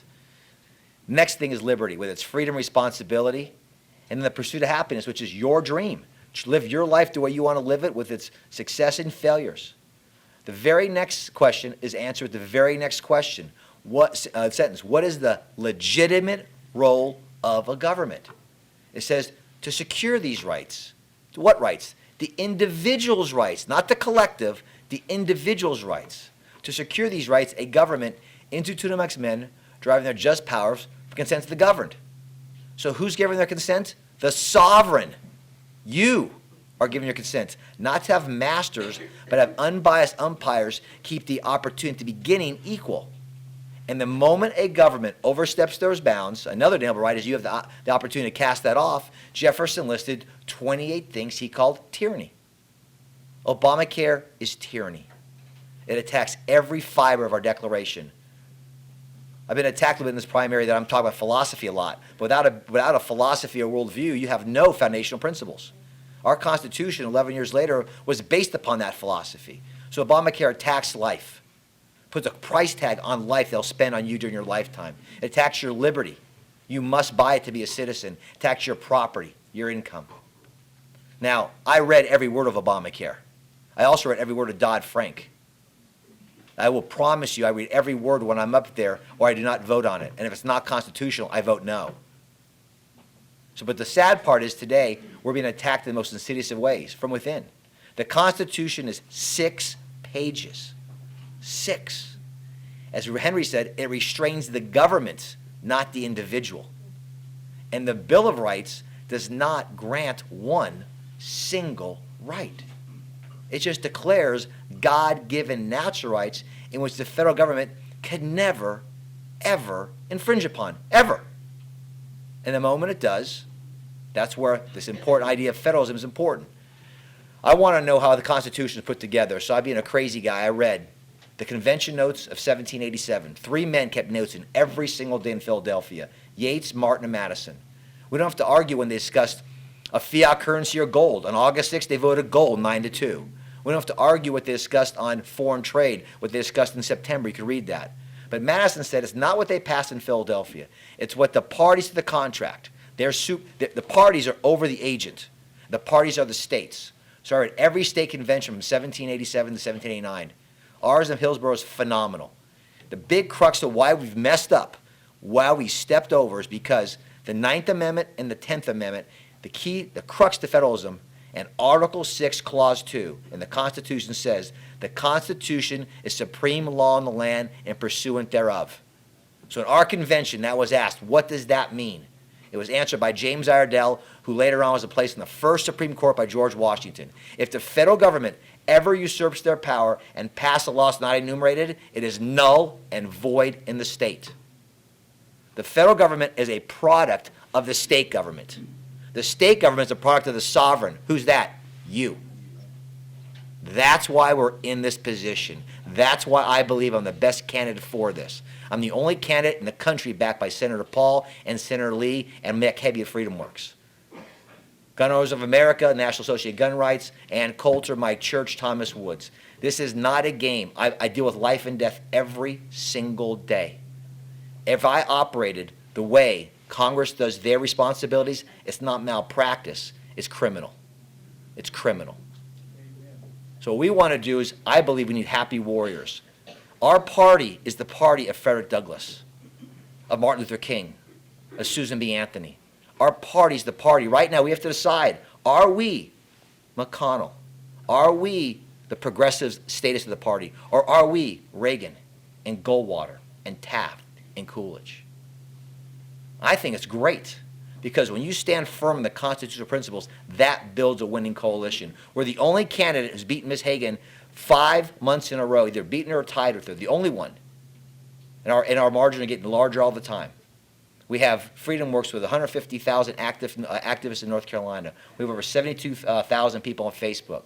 Our team has worked for Ted Cruz, Rand Paul, Ron Paul. It's been part of this kind of true grassroots movement. It's been successful. So what I'm asking you guys to do is do what Mr. Glenn Beck did for me. He quizzed the heck out of me. If an opportunity, I've been on that radio show twice. I'll be on the TV show this Wednesday. It was humbling. He said I was the best candidate he ever spoke to in his life. I know I'm just Greg Brannon who read the books. And I believe I am standing on the shoulders of giants. I'm inventing nothing. I know I'm made as his image. I know life is precious. I know we need men and women who are happy warriors, that are leaders and statesmen. You don't want my idea on education. You decide. But by the way, I know Common Core backwards and forwards. And I know Johnny come lately. That's Race to the Top, No Child Left Behind. I read Dewey's own writings. Again, Obamacare, I know Johnny, I read the thing. And as a practicing physician and as a patient, I know the details. It's affecting every part of our life. And it hurts the poorest of the poor. The silver plan in Obamacare, the silver plan, if you make $33,000 a year gross income, if you bring home $27,000, you must give Blue Cross Blue Shield, whoever the exchange is $4,750. It's a 70-30 plan. And therefore, when you add up all your deductibles, you end up giving, you must give roughly $8,000 to $9,000 of your after-tax dollars. To be a citizen of the state, unacceptable. We must stand up and understand what federalism is all about. As your senator, I'll be the ambassador from our sovereign state. I have a question to ask us. Franklin looked at a chair for 5 months that George Washington stood upon. He looked at it for 5 straight months in Philadelphia. And on that chair was half of a sun. And he asked that generation a question that we got to ask ourselves today concerning the American experiment, the American republicanism. Is that a sunrise or a sunset? I will not be part of the generation that makes this a sunset. Join us, gregbrand.com. Thank you very much.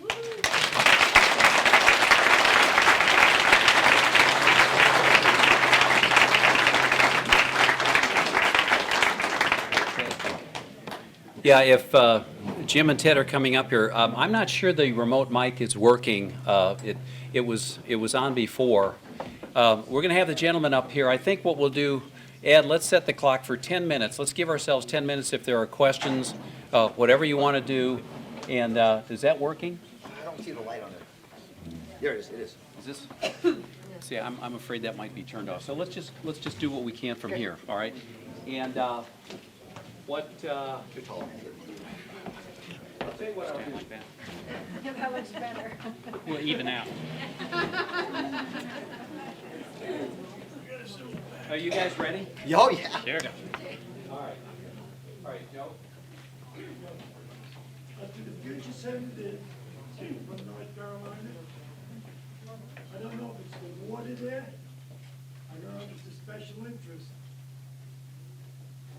But I am so disappointed in the past senators and congressmen and went to Washington and never adhered to our conservative values. Now, you're up here today, and we all got you on a record. When you come back 5 years from now, I hope it's the same thing.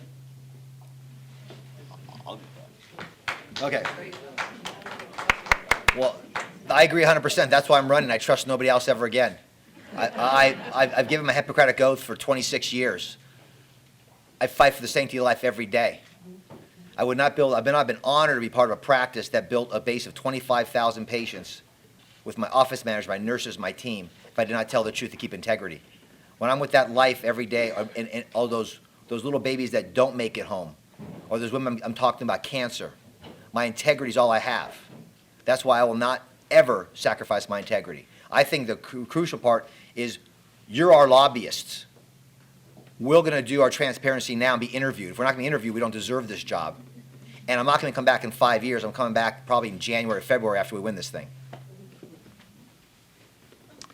I believe one of the problems is that people go up to Washington and then they just sort of live there, and that they forget where they came from. I have never forgotten where I come from. And I believe that it's so important that you keep in touch with the people. One of my goals as a senator will be to visit, at least try to every year, to visit at least once every county in the state of North Carolina. I'm almost doing that right now. But it is so important, it is so crucial that you keep in touch. And that's why when I served as mayor, I term limited myself, because I believe one of the problems that we have in Washington right now is people go there and they just stay. They stay forever and ever and ever, and they never come back to their district, and that's why I would be in favor of term limits. Sir, your question is just dramatic. It's at the heart of our campaign, our election. And here's why. If I had time, I would have mentioned it a while ago. Let's see you run as an individual person, Republican or otherwise, without some big group of people supporting you. I've not been one and done. I know that Lincoln was the paragon in this. You've got to come back. You've got to come back. You've got to be inexorable. Sang Freud, as our founding fathers would say, in this situation. I'm not going to name names, but if you look back at our U.S. senators, our Congress people, how did they become U.S. senators? Washington chose them. Good people. Have they done anything? Did they vote against NAFTA? No. Did they stop the people on Wall Street? No. Are they doing anything for the babies? No. We three will. But you know who they are. Wonderful folks, friends of mine, but by George, our country almost went down, folks. Really? Did you see the president and the future presidents coming out of the Oval Office after the 2008 debacle happened? They look like deer in a headlight. We have got a conglomerate of people in Washington who have been controlling our lives. All these meetings are wonderful, but we've got to do more, and you've got to do more at saying we've had enough of one group of people, one small party, dictating to us, and that's what has happened, and we have let them do it, and it's time to stop. Can I just add one? If I can add one more thing, if I could. Okay, that's fine. Yeah. I forgot to mention, let's try to keep our answers to a minute. That's fine. Go ahead. I'll let. If you are unsuccessful, will you support and work for the Republican nominee? I absolutely will. This is too important for our country and for our state to allow bickering or partisanship between us or any disagreements we may have. This is something that is crucial for our country. We have got to win this November election, and regardless of who gets it, as I said, any one of us is good, and any of us will be far better than Kay Hagan. So we have got to get together and win this election come November. Without a question, we're becoming like brothers up here. I'm really delighted to see that you have these folks, and I'm so taken by these gentlemen beside me and the other candidates too. So we're going to be all together. Two things you can never sacrifice, life and a constitutional. That's the party. That's everyone's primary saying that. It's a no-brainer. We got to win.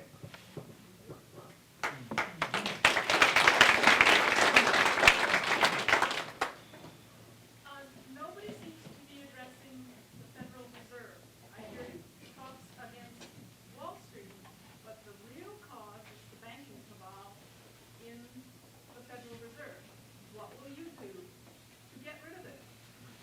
they have been the power, dear, they have been the power behind the throne. Now with Chairman Mellon coming on board, you see us being, our economy, our monetary policy being micromanaged by this group of folks, just like the whole rendition thing, the whole assassination thing.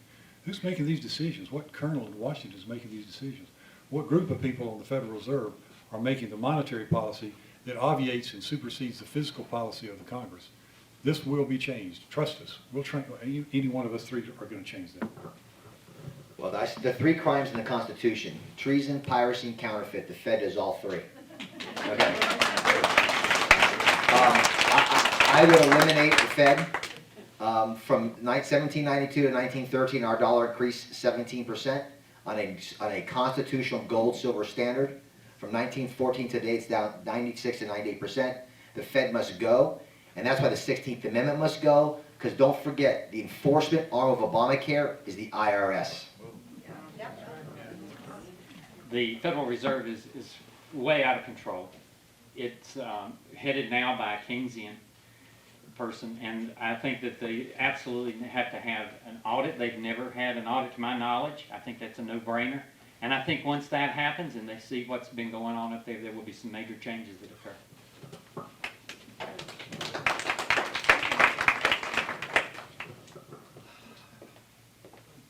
Is this good practice? Sure. You like this? Yeah. I do this all day. All This is day. the best thing ever. It's fine. Because those who won't do this, no joke, should not be elected. Yeah, we're fine. All right, let's do, in the interest of time, I want to give them enough time to answer one more question. And what I'd like to do is, what's my bid?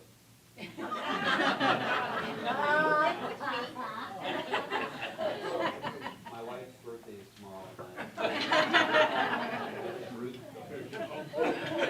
Nepotism? Nepotism. Or a smart man. Where do you stand on immigration? America's built on legal immigration. Article 4, Section 4 of the Constitution, Article 1, Section of the Constitution, the federal goal to protect the sovereign borders. End of story, bottom line. And the people that have amnesty destroyed California. That's when they have comprehensive plan, that's a key word. The answer is no. But we have to understand, the cultures of America are great. We're still the most free immigration country the world's ever seen. But legal immigration built this great culture. I think you're next. One of the primary purposes of government is to protect itself and to protect our borders. And this right now is something I think that has absolutely got to be done. We've got to protect our borders. Right now we're in a situation that we've almost created ourselves, because we have almost invited people to come across the border because we haven't enforced the laws. So we need to have a strong border. We need to enforce the laws that are on the books, and if people are caught illegally here, they need to be sent back.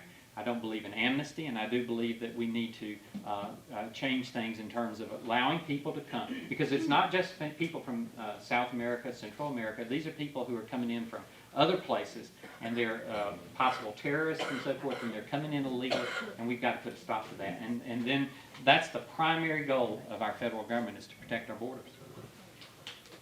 Well said. Well said indeed. Mr. Obama has ceded our foreign policy to the European Union, and you see what's happened over there. You see what Russia's done. Incrementally, they're assessing over into what will, I guess, be one day England. I say that to make a point. The federal government further has ceded the responsibility for our borders to New Mexico and Arizona. There are certain things states are not supposed to do. The federal government has a purpose of protecting our borders, preserving our sovereignty, and doing only those things that local, state, and local government cannot do.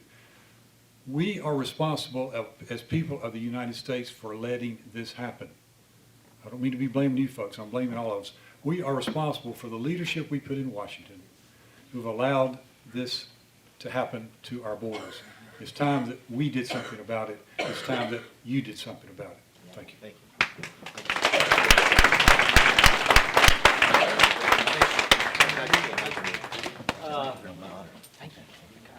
Before they leave the stage, let's express to them our thanks for them coming today.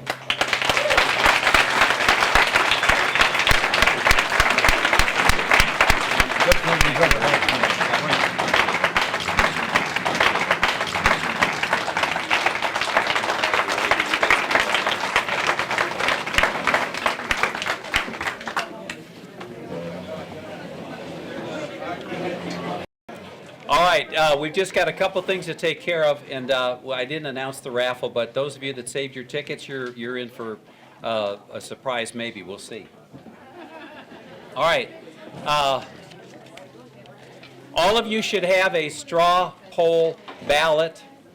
And what I'm going to ask you to do, and Josh Houston is going to help us. He's going to walk down the center aisle. I'd like you to pass your ballots to the center. We're going to collect them, and Josh is going to count them. And I've got a few things I want to share with you while that's taking place, because we need a little bit of time to calibrate that. But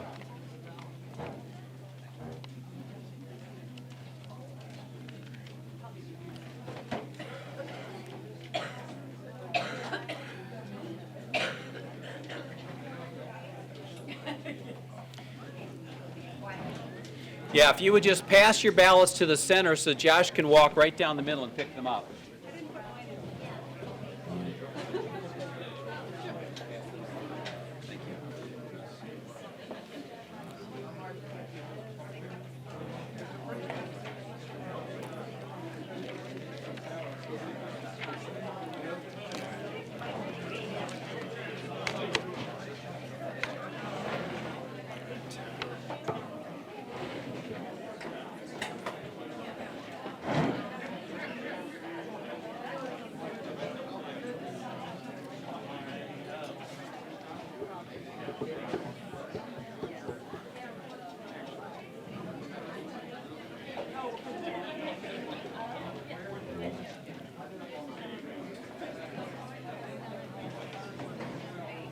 All right, if you haven't turned your vote in, wave your hand so Josh can see it so he can grab it from you. All right, a couple over here. All right. Thank you all for that.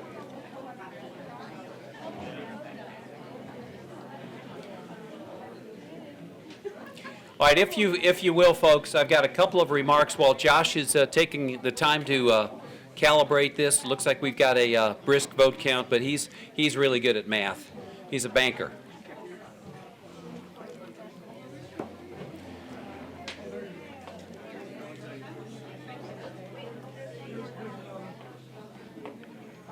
All right. Now, before we announce, if I can have your attention, before we announce the straw poll results, and we're at the mercy of that, but they're going to work on that now. I wanted to take a few minutes and offer some closing remarks. So we've been here for a long time, and our goal is to get out of here at 2 o'clock. And I think we've demonstrated to you today that we mean what we say when it comes to the clock. So let's stick with that. I've been asked, what do I bring to this role from my experience in the Tea Party? I've been in the grassroots patriot movement for a little over 3 years, and so I would expect that you should expect more from me than just that relative to the role that I have now. I'm proud of what we've accomplished together in the local Tea Party movement, but more awaits us, frankly, in terms of what we face as a party. I grew up in suburban Chicago. I'm the oldest of 3 children, a product of the public school system. I'm a graduate of the college which gave the world Billy Graham. And that is where I met the love of my life, my wife, Ruth. And after graduation, she and I were married, and this June, we're going to celebrate 41 years together.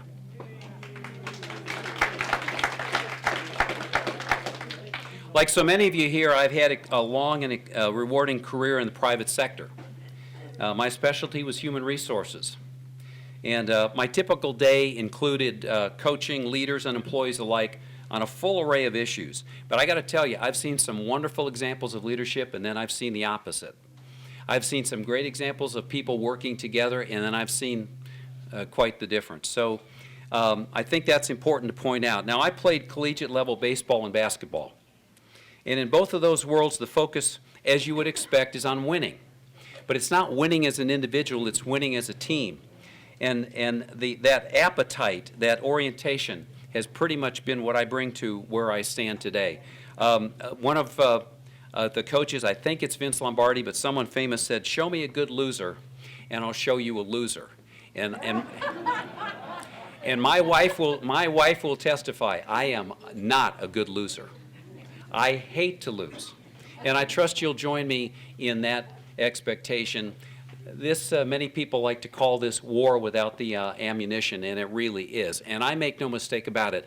In a typical election here in Henderson County, our vote count in the Republican side ranges from 56% to 66%, depending on the issue. I don't see any reason why we don't grow that to 70 or higher.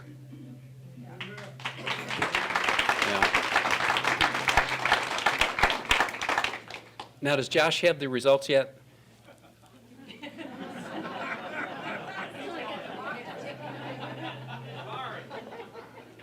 Don't let me down, Josh.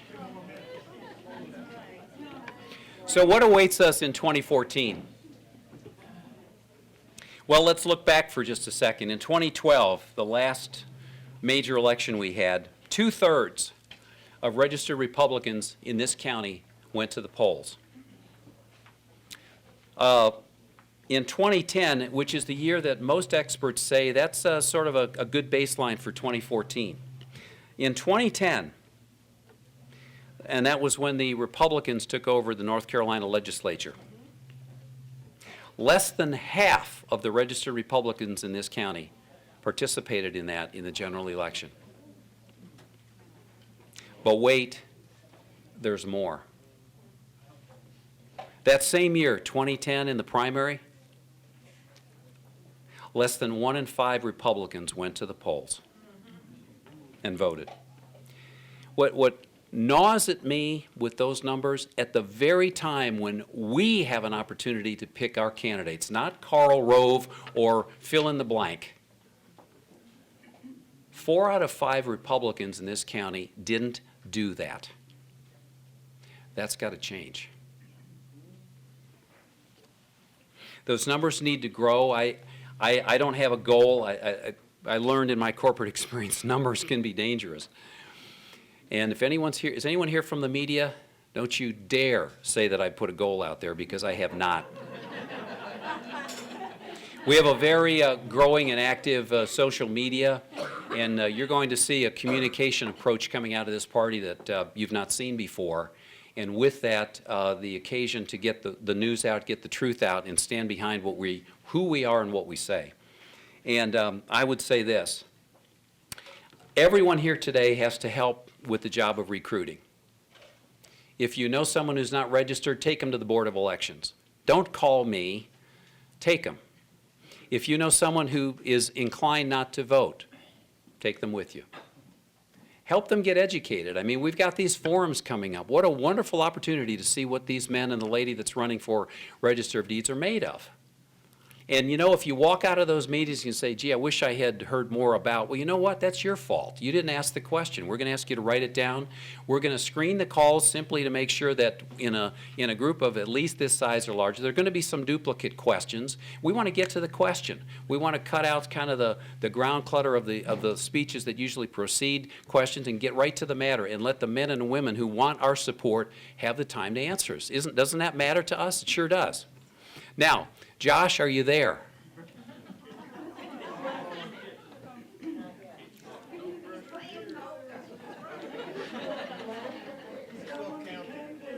Good, thank you.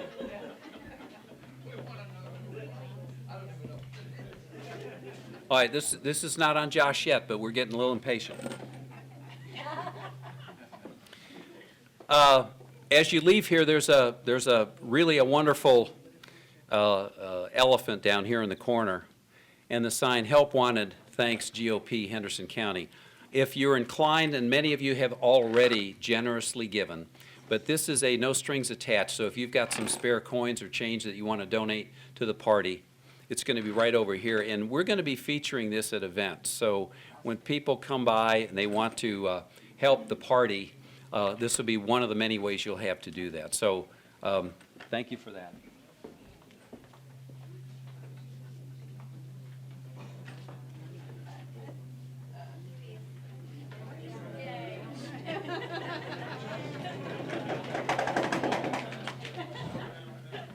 I understand that someone left some money on the table. So if you think that's you, I want you to see me after this meeting, okay?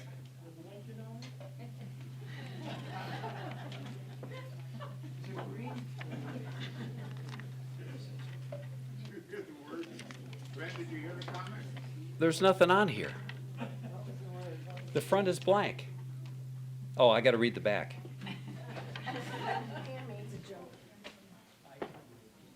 Now, what did Pam just drop off there? Are there separate counts or one count? Thank you.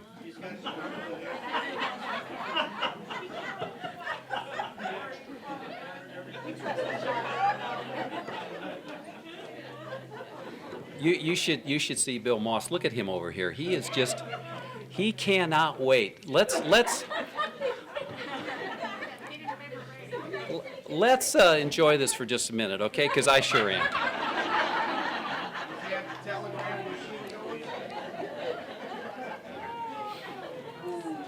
All right, you ready? Anyone care what the results were? Would it help if I whisper it? All right. Of the votes cast, one person wasn't sure. That's fair. It's kind of early in the process. That's reasonable. Let's take a break. I like that. This is the one. Is that for me? This is the one part I don't have a script for, so I'm a little bit in trouble. You know, the Obama thing's going on here. Where's the teleprompter? I'm sorry, I didn't mean that.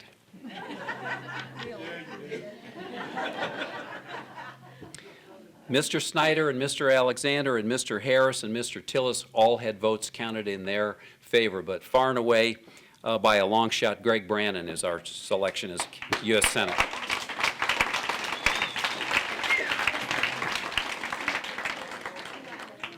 And I'll just tuck this away here, Bill. Is that okay? All right.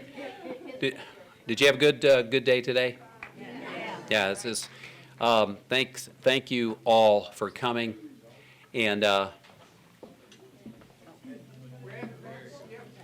was pulling your leg. I didn't want you to leave, so there is no raffle.